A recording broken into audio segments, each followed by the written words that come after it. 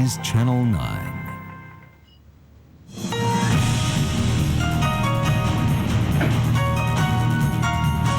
This is Nightline with Ellen Fanning. Good evening. The Prime Minister John Howard has long protested that Australia alone has launched top-level investigations into kickbacks to Iraq and that it's a transparent process. Well, now, along with two of his ministers, the PM is going to be part of that process. Mr Howard called on to give a written statement to the inquiry. He says he is also happy to be cross-examined. John Howard set up the inquiry into AWB Limited's payment of $290 million in kickbacks to Saddam Hussein in return for wheat sales. Now he's become answerable to it. I have been asked by the Coal Commission of Inquiry to provide a statement and I will do so by the requested time. Commissioner Terence Cole wants written answers from the Prime Minister to a series of questions by 4 p.m. tomorrow. He could then decide to call Mr Howard to give evidence in person and submit to cross-examination. If I get called, I will go and I will answer questions under oath, and they will be truthful answers. This scandal goes all the way to the top, and at the top there should be a complete accounting. If Mr Howard is summoned, he'll be only the second Australian Prime Minister to appear before a judicial inquiry. In 1983, the then Labor PM, Bob Hawke, had to front a Royal Commission into the government's handling of a Russian spy's attempts to compromise a Labor Party official. It came very early in Mr Hawke's Prime Ministership, didn't it? He lasted a long time after that appearance, didn't he? Mr Howard won't reveal what matters the Commissioner has asked him about or what will be in his statement, but he's adamant he stands by everything he's said about the government's role. I do not believe on the information known to me that any of my ministers have been guilty of dereliction of duty. Time now, Mr Howard, for a bit of honesty with the Australian people. Laurie Oakes for Nightline. Mr Howard's deputy Mark Vaile made his appearance at the Wheat Board inquiry today, denying any knowledge of the illicit payments.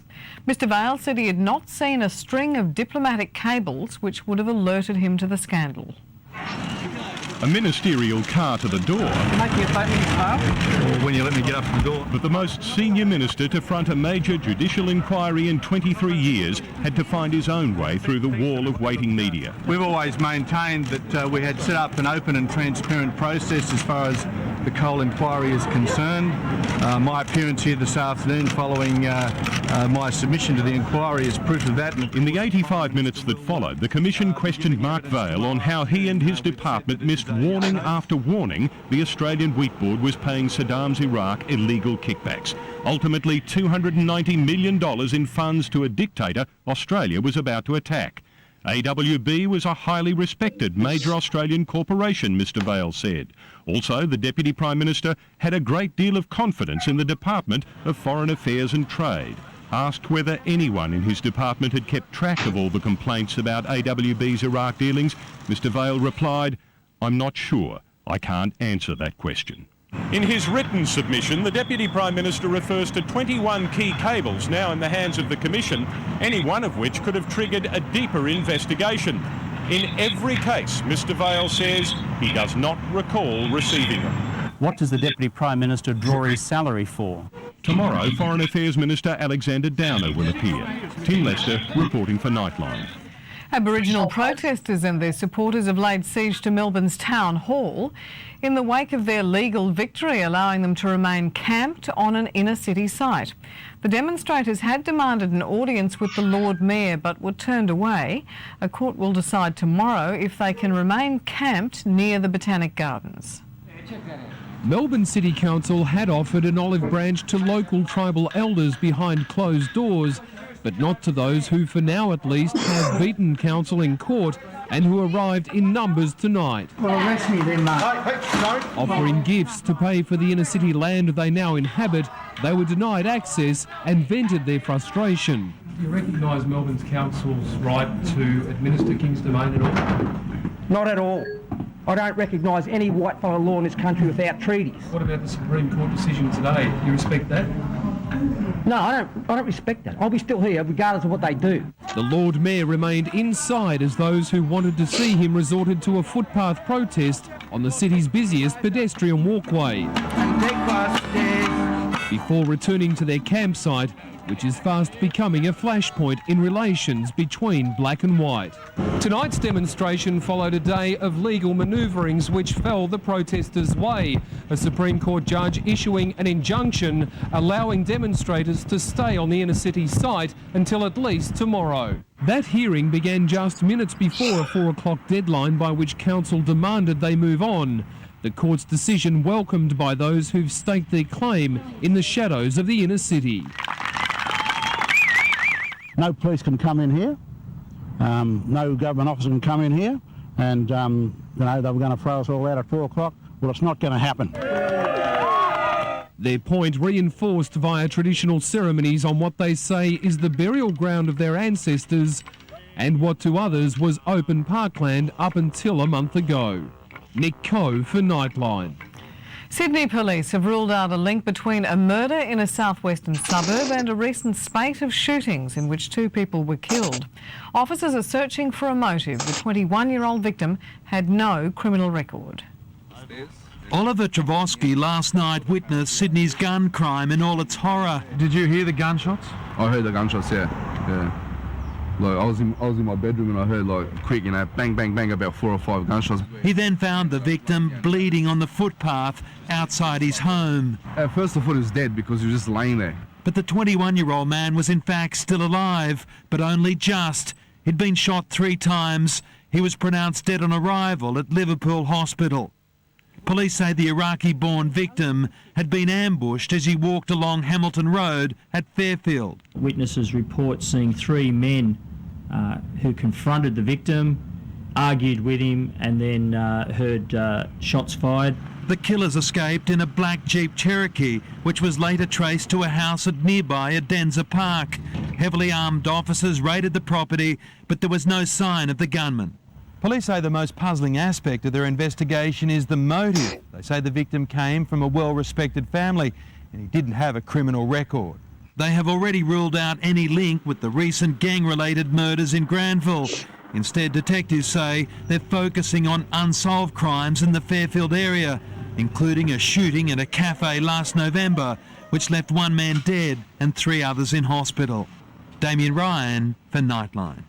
3 men have faced a Sydney court charged over the execution-style murder of a man in the city's southwest. Nassim El Zayat and Ramzi Awad allegedly fired 29 shots at the victim, Ahmed Fada, at a Punchbowl service station in October 2003. A 3rd man, Adnan Darwich, is accused of being an accessory after the fact. The court heard there was a family dispute between the victim and one of the accused, who killed him so that he would not be killed himself. All 3 have pleaded not guilty. A 4-year-old boy has been killed in a freak car accident while playing at a friend's place south of Brisbane. A car ploughed into the front yard. The child's father, brother and family friends were there when he was run down. It was an awful collision of fate and circumstance. Rob Smith and his sons Josh and Luke had dropped by to see friends for just a few minutes, but that tiny window in time was smashed when an out-of-control black Commodore ploughed across the front yard, young Luke in its path. We were just standing at the front door there and just saw the flash come through the yard. All of those who were there, Luke's brother and his dad, and the Miles children, Cassie and Sean, knew poor little Luke, just 4 years old, didn't stand a chance. I heard all these screech marks and I came running out and Luke was lying on the ground. The only comfort for anyone that no other young lives were lost. While the police pieced together exactly what happened on that bend, others have no doubt what to blame. Those who live and work along Norval Road, an 80k zone, long suspected tragedy was just around the corner. This has been an accident waiting to happen for some time. Oh, I've seen them going through here. It must be 100 miles now, not just 100k. Those who were directly affected by what happened here say it's time something was done. This heartfelt plea, simple but powerful. Don't speed and drink drive because innocent people can get killed. The 28-year-old driver who suffered a minor foot injury is yet to be charged. Phil Wilmington for Nightline. Women with a high risk of breast cancer might now be able to avoid radical surgery through a high-tech screening program, but the procedure is not yet eligible for Medicare funding. The fear of not being there for her family constantly weighed on the mind of Catherine Epperson. She knew her risks of developing breast and ovarian cancer were disturbingly high, having a strong family history and carrying the fatal gene. I was haunted by nightmares of not being able to protect my children, like not being there for them. Catherine took the agonising step of having her ovaries and breasts removed after slight changes were detected. After I actually had the mastectomy, when I woke up, the amount of relief I felt, which really surprised me because I thought I had it so together. And that's what we wanted to do, just cut down the chances and look at the longer picture. Issues like body image and better detection techniques can influence a woman's decision to take drastic measures. This MRI machine, specially fitted with breastplates and a biopsy needle, is nearly twice as effective in detecting tumours as mammograms alone.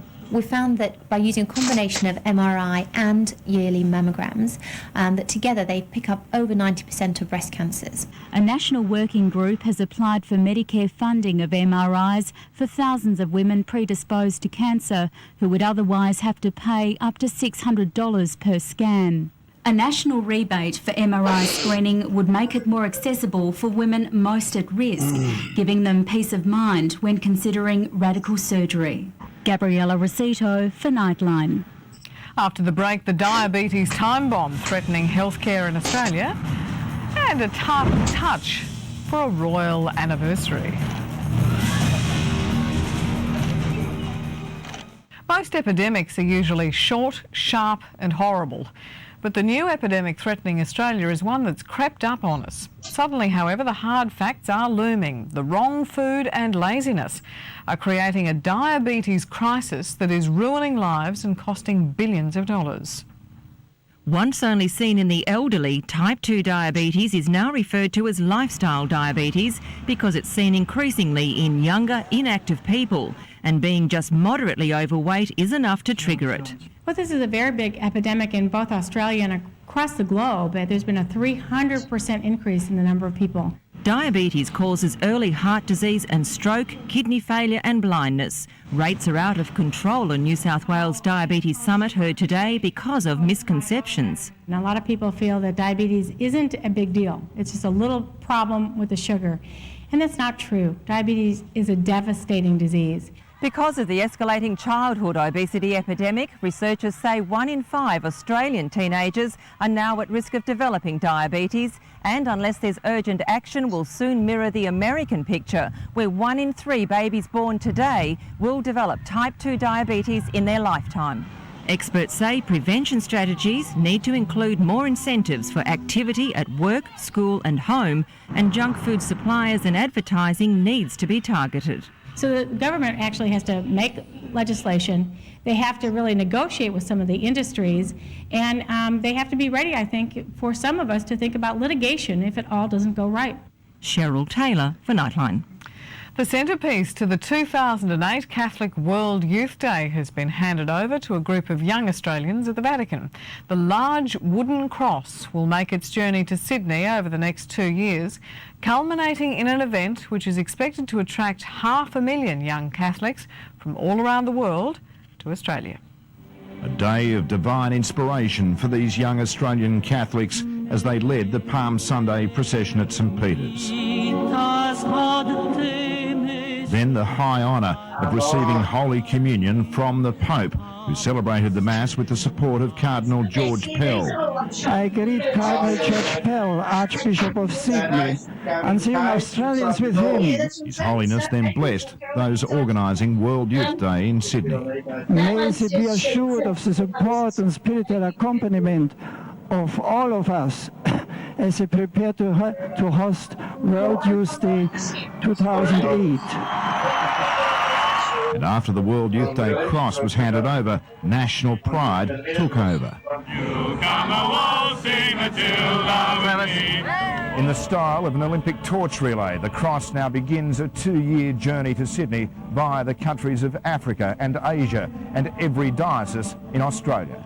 In Rome, Adam Walters reporting for Nightline. The White House has dismissed reports it's secretly planning attacks on Iran as ill-informed. Respected American journalist Seymour Hersh says the US is considering preemptive assaults as an option against Iran's suspected nuclear weapons program. He says American commandos are already inside Iran collecting target information.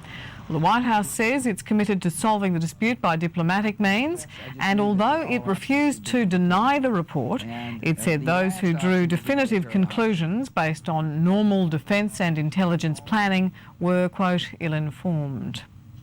America's immigrant communities have gathered for more massive rallies, continuing a campaign against plans for criminal action against illegal migrants. At least 12 million so-called illegals live in the United States, and tomorrow organisers plan a national day of action, saying the government should not penalise people who have become such a crucial part of America's life and economy. Prince Charles and Camilla have celebrated their first wedding anniversary quietly in Scotland. While many Britons have finally accepted the couple's union, they still don't see Camilla as their future queen. Charles and Camilla ended their first year of marriage at their favourite Scottish retreat, the place where they had their honeymoon. There was no public celebration. Instead, wearing matching tartan, the couple attended a local church service. It was a shaky start to royal life for Camilla. The couple's wedding date and venue was changed at the last minute, and the Queen, as head of the Church of England, declined to attend the ceremony. Their first overseas tour was to the United States, an important public relations test for Camilla, given Diana's superstar status there. During a recent visit to the Middle East and India, Camilla battled sweltering temperatures but appeared more comfortable in the spotlight. She's dealing with the press pretty well, and she's dealing with public life quite well. Camilla's popularity in Britain has increased over the last year, but many still can't see her as Queen. A recent poll found that only a fifth want her to adopt the title Queen should Charles become King. To mark their anniversary, the palace released a photo of the couple, taken by Diana's favourite photographer, Mario Testino. In London, Jodie Noyce for Nightline. Nightline Sports News is up next, including Australia's cricket battle with Bangladesh. And green jacket number 2 for Phil Mickelson. Australia is in big trouble in the first test against Bangladesh and struggling to avoid a humiliating follow-on. It stumps Australia with 6 for 145, trailing by 282 runs. That's close. That's very close. Yes, he's got it. A very, very crucial wicket. Matthew Hayden got out of Mushfiqur Mursala, LBW. That's gone. Number 2 for Bangladesh. Well, have a look at the supporters. Ponting is disgusted. He's not happy. Bowden, low bounce. Didn't spin the ball too much. Inside edge onto the stumps. And Bangladesh, have a look at them. They're cock-a-hoop. Now, just what Bangladesh wanted. They've got the big one. The man in form, Michael Hussey, and one more Australian's gone. 61 for 4. Mohammad Rafiq, the veteran, is turning it on. He's cleaned him up with an absolute beauty. This is the ball of the day for me. Clark is a good player of spin bowling, but this has baffled him. Oh! He's on. He's gone now. Bit of turn there for Inamul Haq. And Shane Warne just feeling for it. Phil Mickelson is celebrating his second US Masters crown after a tremendous final round at Augusta today. He counted a 69 to finish at 7 under, 2 clear of South African Tim Clark. Tiger Woods was among a group of players tied for 3rd. Jeff Ogilvy and Rod Pampling led the Australians home. They tied for 16th at 1 over par. Tiger Woods came out full throttle. At 46 years of age, Fred Couples was intent on turning the clock back when he won the Masters in 1992. Oh, look at this. At one stage, 17 players were within 4 shots of the lead, including Vijay Singh and Australia's Jeff Ogilvy. But at the 13th, he missed an eagle opportunity that would have taken him to 1 shot off the lead. Phil Mickelson went to 5 under. Yes. And so did playing partner Couples at the 7th. A missed eagle opportunity at the 13th brought Tiger to his knees. Obviously hit too firmly, didn't take the... Couples recovered from the creek at the 13th to stay within 2 of Mickelson. But at the 14th, Couples bogeyed to put Mickelson into the comfort zone. Oh dear. That is unbelievable. Mickelson birdies the 15th for a 4-shot lead. Under par. Then, like he did 2 years ago, Phil Mickelson, before a huge crowd, walked the 18th with a grin from ear to ear, about to pick up his 2nd Masters green jacket and his 2nd consecutive major. Mickelson's young family waited for Daddy to come home, and he did with a bogey he could afford to. The champion, 2006. After a long day that included 31 holes of golf, 35-year-old Mickelson was beat, but in the best possible way. Ken Sutcliffe at the Masters for Nightline. Parramatta players held a crisis meeting today in a desperate bid to get their season back on track. The Eels conceded 30 points to 0 in the second half of their loss to Penrith and have only won 1 match from 5 this season. These are the Parramatta players emerging from their secret meeting on what was supposed to be a day off. But with the Eels season in danger of slipping away, it was time for action. We just got together this morning, we just needed to air a few things. You know, when you're not going well, you tend to have these meetings a lot more often. So, yeah, the boys just wanted to clear some things up and see where we can improve. Brian Smith wasn't at the meeting, neither were any of his coaching staff.